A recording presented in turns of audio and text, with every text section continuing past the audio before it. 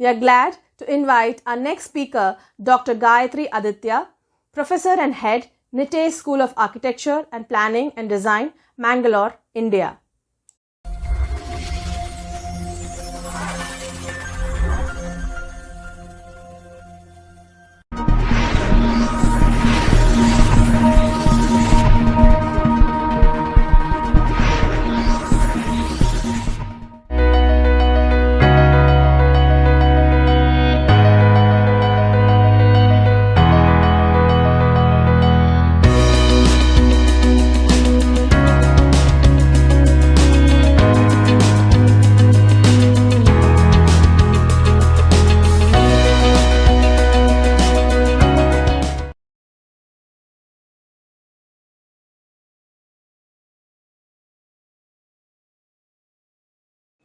A very warm welcome to one and all. Firstly, I would like to thank the Icon Best 2021 organizing team for giving me this opportunity, and many congratulations to SRM School of Architecture to host this event. I am Dr. Gayatri Aditya, an architect, planner, and researcher, presently working as an academician and administrator at NITE School of Architecture, Planning, and Design. I'll just take you through the journey which I went through from my PhD. So, given my background as an architect and planner, how I tried to converge, like I did my architecture in my bachelor's level and planning at my master's level, looked at electricity and PV, and so how I tried to integrate all these three parameters like a building, people, and energy, and tried to come out with an index during my PhD. So which as an application for my postdoc, what I did was I tried to apply this onto a larger scale, that's like housing project. So how can it be at an individual house level, and how I transferred that into a community level as a slum housing is what I worked on. So I'll just walk you through that journey of mine. So just to give a basic introduction, I'll just kind of touch the basics of what is PV, because their students is what I understand, like, so they should have an idea of what is PV and how it is a building material, and then how I applied that, and what are the issues of applying this PV onto a building, and how it has to be implemented at a large scale, and how it can be looked into a business is what I worked on in my postdoc. So that I'll just take you through. So just to give a small intro about how the electricity scenario in India is, we are the 5th largest producer and 6th largest. So we've installed capacity that is 200 gigawatts what we have right now, and with huge ambitious, the government of India has said some 220 gigawatts we will be installing by 2030 through renewables. So right now this 200 is majorly dominated 59% by the coal, which is thermal power plants, which are the main producers of electricity. If you just see the renewables, it's like very minimum, like 13% right now. And 67% of the households have access to electricity, as on this is 2012 data. And 600 million people have no access to electricity. And we have energy demand traditionally dominated by domestic sector, that is houses, because of raising levels of appliance ownership. So now even a slum house has ACs and TVs, and needless to say, mobile phones. So this persistent issues with centralized electricity. So centralized electricity is you produce electricity at one place and send it to transmit it and distribute it at the residential level. Whereas decentralized is you produce at the place of consumption. So the issues with this centralized electricity is you have supply demand deficit. So you have inefficient transmission and distribution losses. So which in India right now it is 33%. So 33% of energy is lost during the distribution and transmission. And we have a lot of dependency on coal, though we have coal mines in India, but we depend on Australia. We import coal from Australia, which is 28% of the total primary energy consumption of the country. And we have impact on land use. So as in all this mining, waste disposal, how are we transporting it, all the carbon emissions which are happening because of this, which we call the embodied energy. So, and most importantly, we need a lot of land for this. With the growing demand for land, we have to think of various alternatives. A small glimpse of what is the Indian domestic sector looking like. 40% of the energy is expected to double by, which we are using now, is expected to double by 2040. And the domestic energy consumption has increased from 100 terawatt hour in 12 years in 2012. So 20 billion square meter of new floor area is expected by 2030. Right, so we have a lot of buildings to come up, and 67% of housing infrastructure for 2030 still needs to be constructed. This poses like a heavy demand for land and energy, both. So what is the need of the hour? So electricity solutions should be decentralized, which I said, like the place of consumption should be the place of generation too. And electricity solutions that can be integrated well with domestic sector, because that's the major consumption point.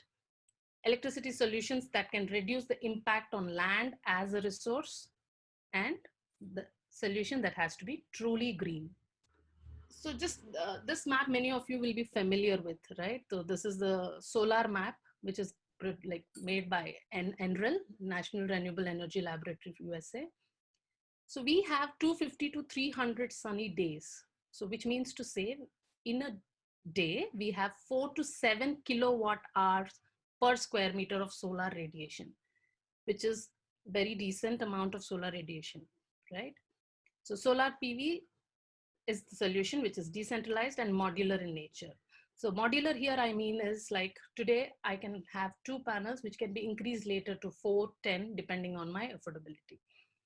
So with an average, so this is a calculation made by a professor SP Sukatme from IIT Bombay. He says, if every household, okay, if every house with a rooftop of 3 kilowatt PV system, and only 20% of the houses, say 425 million houses, have 3 kilowatt PV on their rooftop, this would generate by 2070 90 terawatt hour of electricity.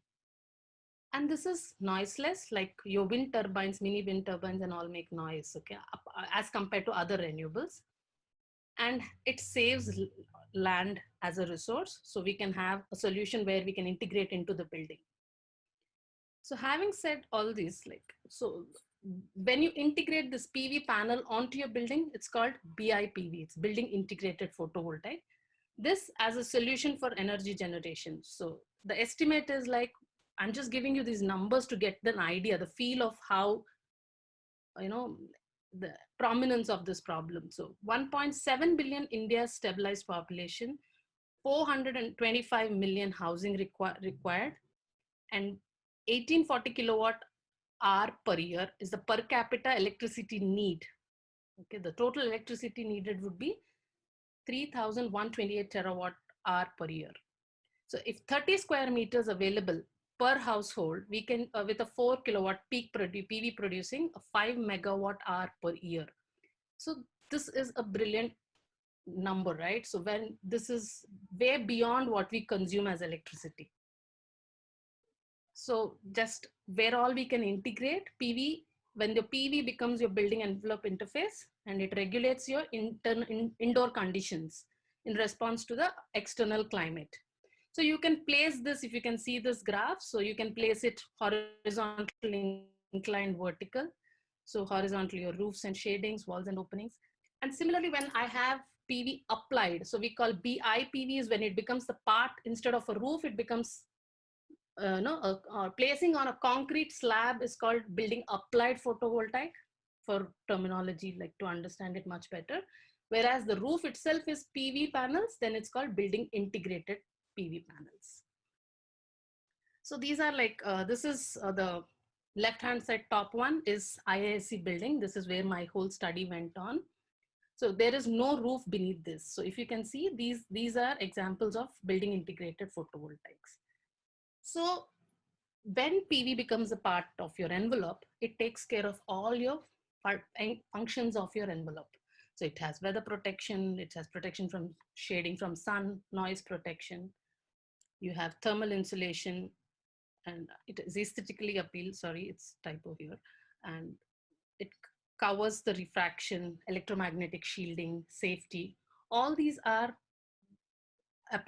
available with PV when we use that as a building material.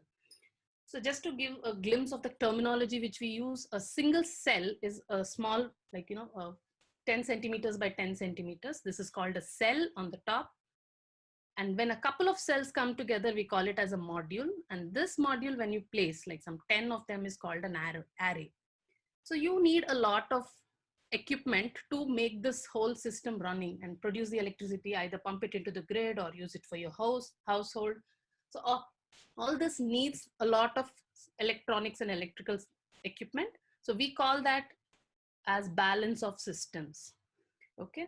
So if you just look at this picture, the energy, sun produces the energy which falls on these panels, and that you take it to a box. Just imagine a meter where it converts that DC electricity to AC, and that you can either store it in the battery, or you can distribute it, connect to the load what you're using, or you can distribute it to the grid. So you can have two systems. You can store the energy battery-based system or a grid interactive system. So all this appeals like, it's very rosy, it's so nice, but what is the problem then? Why are we not doing it? The initial study which we have done, so which shows that, like, most of the appliances which we use at home are, like, you have the picture, the graph on the right hand side corner, where you see most of it, 7% for air conditioning and 34% for fan, evaporative cooler. So the thermal comfort aspect consumes more than 40% of your energy, right? Rest of equipment is less. Day lighting is the second dominant. So in my study, I concentrated on the thermal comfort aspect. Okay, so these are the various things you need to understand when I'm saying, when we use a new material for building, we need to understand the structural rigidity, thermal regulation, day lighting, acoustics, aesthetics. And now the trend is the electricity generation. So in that, for my scope, for my PhD, I have concentrated only on the thermal comfort aspects. So this is a graph which we collected the data from the lab, which I showed you earlier, where we collected the indoor temperatures and outdoor temperatures. So if you observe this, interestingly, your outside temperature is always lower than the indoor temperatures. This we have conducted for the entire year. So I just gave you two graphs here for peak summer and peak kind of winter. So this is the situation throughout the year.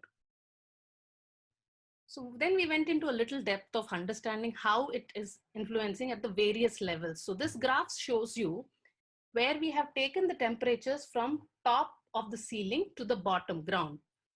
So if you see the cell temperature, that is this dotted line, this blue dotted line here, is the dictator for the entire room temperature. And the solar radiation dictates the cell temperature. So as the panels get heated up during the daytime, your indoor temperatures start raising, and that too beyond thermal comfort temperatures. So it's always like, if you see, it's nearing 35, 40 degrees centigrade. And the study happened in Bangalore. So then we conducted small experiments like, what is the correlation between the cell temperature and the indoor temperature. So what we did is we poured water on the panels. So if you see this bracket here from like say 12 to 1220, so this is when we were pouring water on the panels to cool the panels. So that is a huge dip in the temperatures vertically along the vertical gradient of the room. When we have collected this is the temperature drop. So then we went to the next level of understanding. Is it really happening only in these kind of structures or with regular RCC roof? So then we understood the thermal mass of this PV is 0.0083, and the decremental factor is something around 0.0001. So what does this convey? As compared to a brick, which is 0.37, or a concrete, which is 0.74, and RCC is 0.2. So this number tells you how quickly this reacts to the ambient temperature or the solar radiation which is falling on it. So that's more important, because, so don't get confused with these graphs. So the whole idea what I'm trying to bring in here is, so if you see the right hand side corner on the top, this is the adaptive thermal comfort. So this we would have learned in our climatology, where we say the dictator of your indoor comfort temperature is your outdoor temperature. The human body has the adaptability to your outdoor climate. So this graph tells you if you plot the indoor temperatures and relative humidities, what are the major two which we consider for all these thermal comfort studies? Of course, air temperature and radiant temperatures are very important. So what adaptive comfort talks only about the operative temperatures. So where if all my data points, like that is my temperature and humidity, if I calculate and plot it on this graph, if it falls in this dark gray band, then it is like we are comfortable. 90% of the people are comfortable when the temperatures fall in that zone. So, and the lighter blue shade, like on the outside periphery, if 80% of the people are surely comfortable.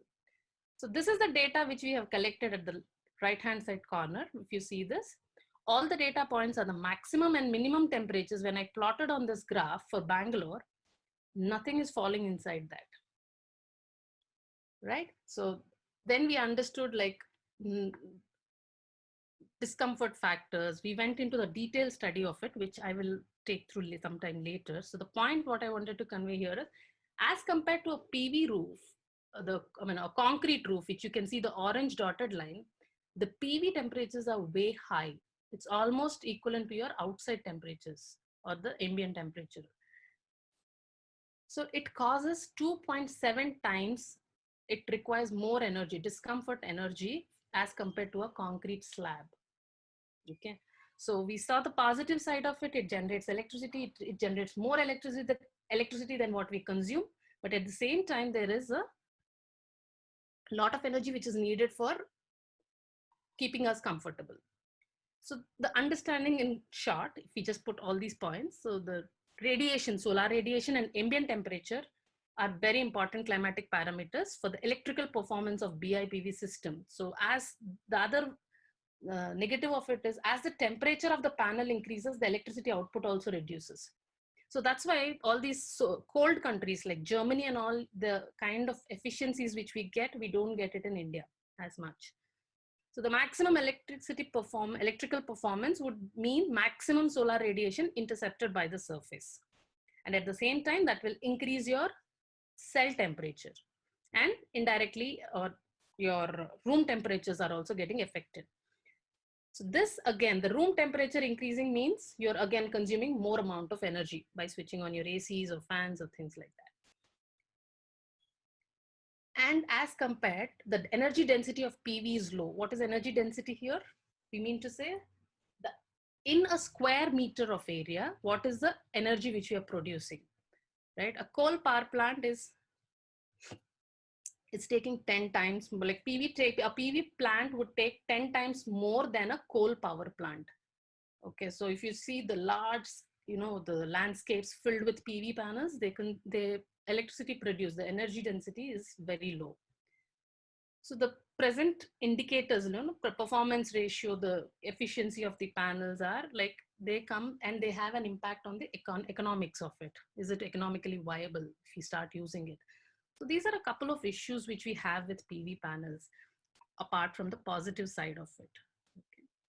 So given this basic introduction, so what are the roadblocks for PV as a building envelope? One is the thermal comfort. The application irony itself, like the solar electricity generated, if it is used for HVAC, what is the whole point of it?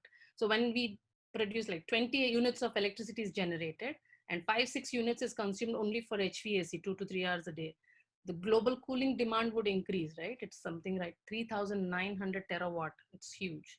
So we need to have passive strategies for this thermal comfort.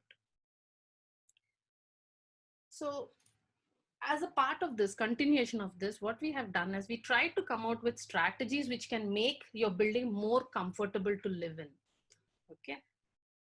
So the 3 things which we went about is like how we can cool the panels at the panel level. Okay, so the panel itself is cool without radiating that heat into the building, and how we can use other strategies to maximize natural ventilation in the buildings. Together, how we can move towards the greener and low fossil energy consumption. So that should not, we can adopt these passive strategies to make us more comfortable rather than eliminating this solution totally. So what I have kind of worked out in my postdoc here is the understanding of what is the problem, where, which angles, like which aspects to tackle was my PhD work. Once I kind of understood how can I overcome that problem is what I worked out in a divide and conquer method, where below grade, I kind of used geothermal, where I say geothermal, I'll explain in detail as we go along the slides. And at the building level, the thermal comfort aspects, how we can make the building comfortable. And at the roof level, we kind of have how we cool the roof itself, that is the panels, okay? So most of the work when I'm talking, I didn't get into the facade as such for a reason, because we are in between the tropics, right? From equator to tropics, roof is the best place to place your PV panels. Suppose, and generally the thumb rule is like your latitude, wherever you're located, your PV panel should be inclined to the same latitude. So we are in Bangalore, which is 12 degrees. So plus or minus 5, it should be like 15 degrees facing towards south is the ideal positioning of your PV panel. So most of the results and discussions which I make is only for roof most of the time, but I went in detail for my analysis on facade also, but roof will be the major impactor. So if you see this figure which I've made on the top, so can I have a system where I pump in the hot air underneath the ground? So we studied in our climatology where 25, like 1 meter below the ground, the temperatures are always stabilized. So when you go 1 meter below the ground, always it is like 25 degrees for India, more or less. So that is what is the comfortable temperature also. So can I pump in this hot air into the ground and let it cool and send it into the house, and which in turn can go underneath the panels, cool the panels and take the hot air out. So this is one strategy which we are working on. So then if we see, these are the various, so then the potential reduced temperature would be 2 to 8 degrees it can reduce. And we need to use a dehumidifier. So water system, we need a 10 times less energy as compared to HVAC. In an air system, so this can be like, you can pump in water or air. So if you pump in water, it is 10 times less energy we can use. And if it is air, it is only 4 times less. But water has its own problems of evaporation and things like that, and maintaining it, all these becomes a big issue, okay? But just for energy calculations, it's best because of the high specific heat capacity of water. So this is what I worked with a bunch of students, undergraduate students at San Jose State University. So this is the experimental setup which we have made. You can see the PV panel onto the right-hand side. So the strategy was, if the solar panels are on the top of your roof, the electricity is generated and there is some bit of heat which is generated. This electricity is to light your house and use it for your electrical purposes. Whereas this heat can be used to heat the water, and you can use it for your showers, you can use it in the kitchen. So it's a cogeneration concept which we tried, where the panel efficiency will be 15% of the electricity, the solar radiation which is falling, 15% can be converted into electricity, which is the panel capacity, and 85% of the heat can be recovered, as in through our usage for the hot heating of water. So both strategies have been evaluated in real time, and the combination of these two strategies, bringing them into one solution, like the underground geothermal and the cooling of panels together, would give you good techno-economic performance analysis for these strategies has been done. Now coming to the big picture, like how this individual house design, how it can be applicable to a large slum. So one house, it doesn't make a huge difference, but when you're talking of a lot number of houses, especially slum and low income housing, I think it makes a huge impact. And why only low income or slums? So if you see our sustainable development goals by UN, so I kind of combined that: 1, no poverty; 3, the good health and well-being; gender equity; water clean. These are the 5-6 main goals, climate action, reducing inequality, sustainable cities and communities. So putting them together, affordable housing becomes very important. Just to give you the glimpse of what is the scenario right now. So we have 19 million shortage of housing units, and we have affordable housing definitions are different, right? So we in India, we have for our set of definitions, we have, this is the shortage which is there right now. We have 10.6 million in the middle income bracket of less than 10,000, 7.5 million between 10,000 to 15,000, and 0.8 million from 15,000 to 25,000.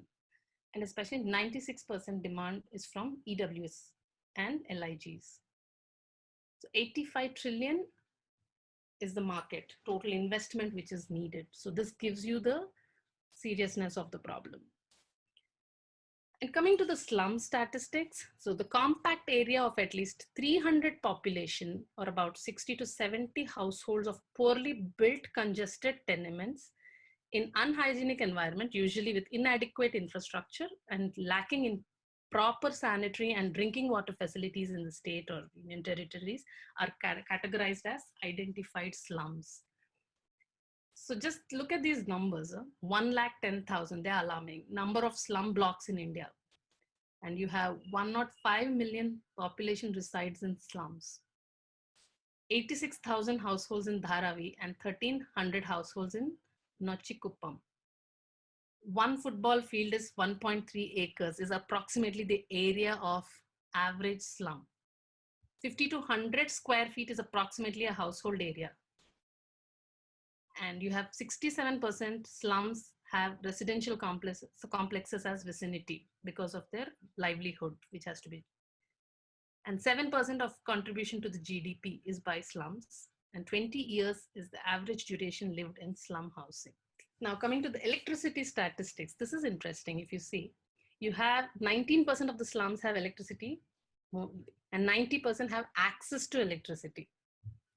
And you have 60%, 63.5% have mobile, 70% have TVs, personal computers 10%. So, and part of like some few of them have air conditioners, where I don't have the number as such. And typically 10 to 15 hours of daily electricity at max they have. Now what is the issue? There is reliability, high cost of getting the metered connection. So what they do is the biggest problem is theft. Because paperwork needed is unavailable because they don't have proper documents. So an estimated annual loss, it's $10 billion. So there's some articles which I've put here where you can see how much is the government losing on these things. So can we as architects or planners give some solutions for this, how they can kind of come out of this? So we can't neglect, that's understood. So it's entrepreneurial and strong cultural knit. So we need to understand that, I say move the slum rehabilitation and I ask them to just move out of the city or move to some outskirts. It doesn't really help because they have their livelihoods, and eventually what will happen? They say they will accept it. They eventually come back again, but they sell that house and all these political things which happen. And raising electrical and electronic assets, even in the slums, and theft being the huge concern. All these has to come into an inclusive solution. So these things can't be just neglected when we design something for them. So the last part of my presentation today, so how we can use the solar as the solution. Okay, so how can we have access to electricity and solving the land and energy nexus is what we are looking at. So this is a picture which I've taken from Punjab. So this is a 11.5 megawatt single rooftop solar installation, which is spanning across 42 acres. Okay. So these are the kind of solutions people are coming up with. So this is one suggestion which I'm working out, where I'm saying you would have seen these huge ground mounted PV systems when you go on the highways on the sides. So what can this space be, instead of just being a PV electricity generation point, can it be for housing? So can we make this BIPV structures underneath that?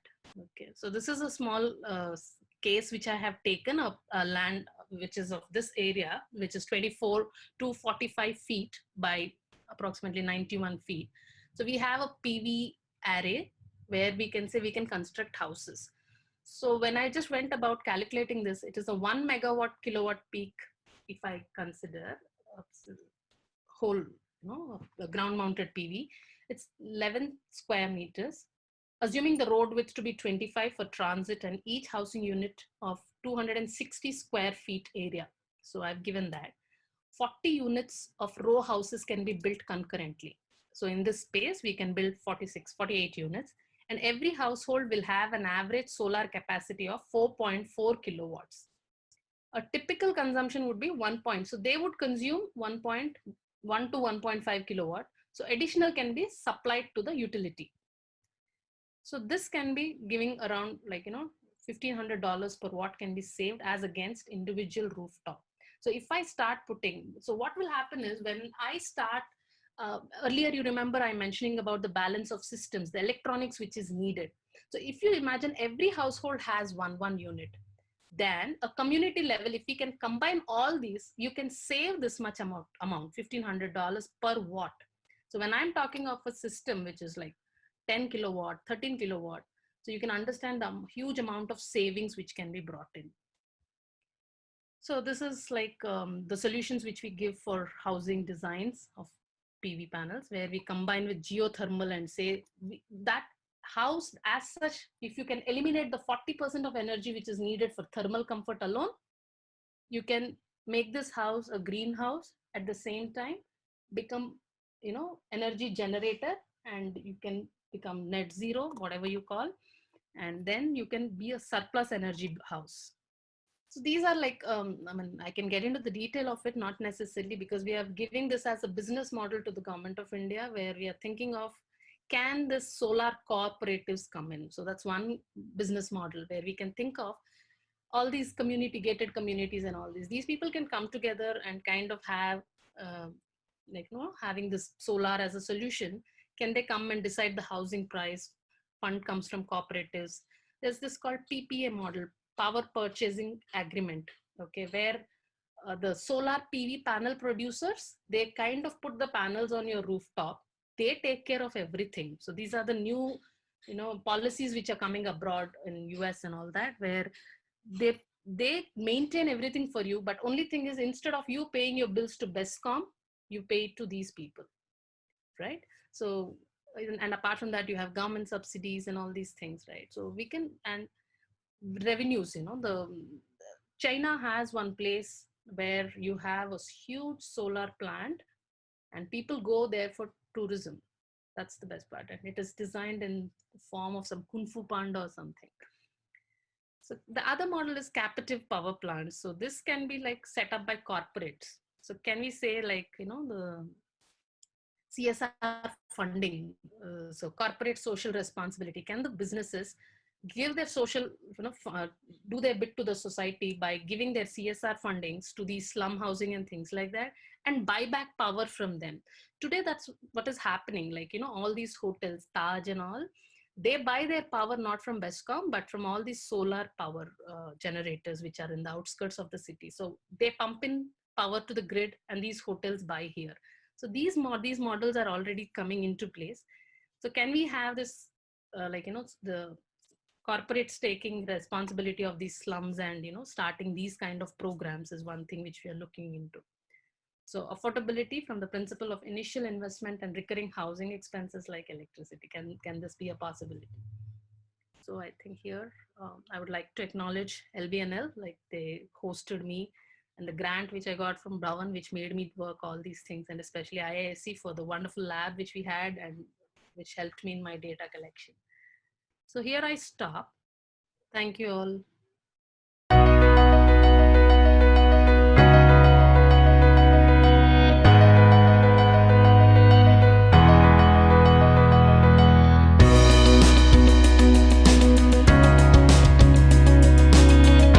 Thank you, Dr. Gayatri Aditya, for sharing your knowledge with us today.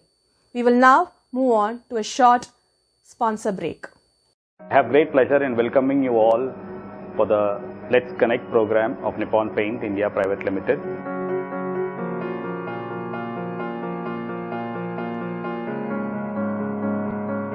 This program is specifically developed for the architect and the interior designer community to be part of the Nippon Paint family. Nippon Paint, as you all know, is part of the NIPSEA group, which is 137 years old, originated from Japan and we have widely spread into all the Asian countries. In India, Nippon Paint was started in the year 2006 and that's when Indian Green Building Council was gaining momentum, and since the DNA of Nippon Paint is green, so we joined them in their campaigning of green initiatives, and we became the founding member of IGBC, Indian Green Building Council. And right from 2006 onwards, we have been associated with all their initiatives towards sustainable products and services, and we are the first company to be registered and certified as Green Co for all our manufacturing process, and the products which come out of the factory is also certified as Green Pro. Through this Let's Connect program, we would like to take your unique ideas and your projects through video shoots and sound bites to the industry people and to the audience who are eagerly waiting. Through this Let's Connect program, we create an opportunity for you to share your unique ideas and success stories. You will also have an access to be part of the AYDA program of Nippon Paint and also into various architectural conferences, CSR activities what Nippon is carrying out in this country. AYDA is a very unique initiative of Nippon Paint wherein it encourages and enriches the young architect and interior designing students across Asia, and we call this as Asia's Young Designer Award, wherein we want experts like you to mentor them. Through this program, we also create an opportunity for you to meet your peers and work with them closely across the globe. This platform also allows you to create an access to the tools and product information of Nippon Paint, and also there will be a dedicated Nippon team working closely with you. I once again take this opportunity to welcome you all into this Let's Connect program for a mutually beneficial experience. Let's connect.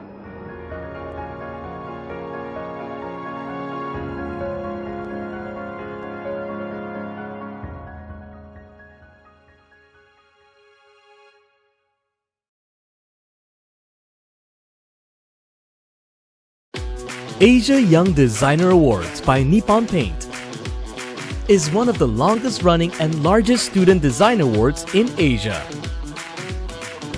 14 years in the making, AYDA has worked closely with more than 1,200 educational institutions and have received more than 35,000 entries. AYDA has worked closely with professionals to help forge a closely knitted design community with the purpose of helping improve lives and communities. It is truly about cultivating the next generation of designers. If you're currently an architectural or interior design student, it's your time to shine. Help the world see designers who are able to envision the future of spatial design, which addresses the evolving needs of communities while factoring in critical environmental and significant cultural factors. Your design has to be emphatic and innovative while addressing problems faced by both mankind and our natural environment. It is your $1 million idea that will land you the title of the Asia Young Designer of the Year, which is worth up to $10,000, alongside a once-in-a-lifetime opportunity to attend an all-expenses-paid 6-week design discovery program at Harvard University's Graduate School of Design. On top of that, you will gain access to a network of AYDA alumni across Asia to help strengthen your perspectives and connections around the world. So, here's what we are looking for. Design concept. A design that fulfills an innate human need or helps solve a problem. Functionality. A versatile design that supports people, activities, and changes in life. Design innovation. A design which maximizes or leverages tech-enabled connectivity and/or intelligence. Sustainability and relevance. A design which comprises of sustainable and eco-friendly elements which help preserve the natural environment. Aesthetic and visual impact. A design which is aesthetically pleasing, and effectively integrates social and cultural aspects for the users. Color usage. A design which showcases a brilliant display of balance between colors, materials, and design outputs. Delivery and presence. We look forward to having you at the national and international finals, where you will be delivering your ideas in front of a panel of professional judges. Will you be the next Asia Young Designer of the Year? Good luck and see you there! Join the Asia Young Designer Awards via www.asiayoungdesignerawards.com or follow us on LinkedIn. Or simply speak to your lecturers or faculty members who are involved. We hope to have you join the AYDA community. Good luck!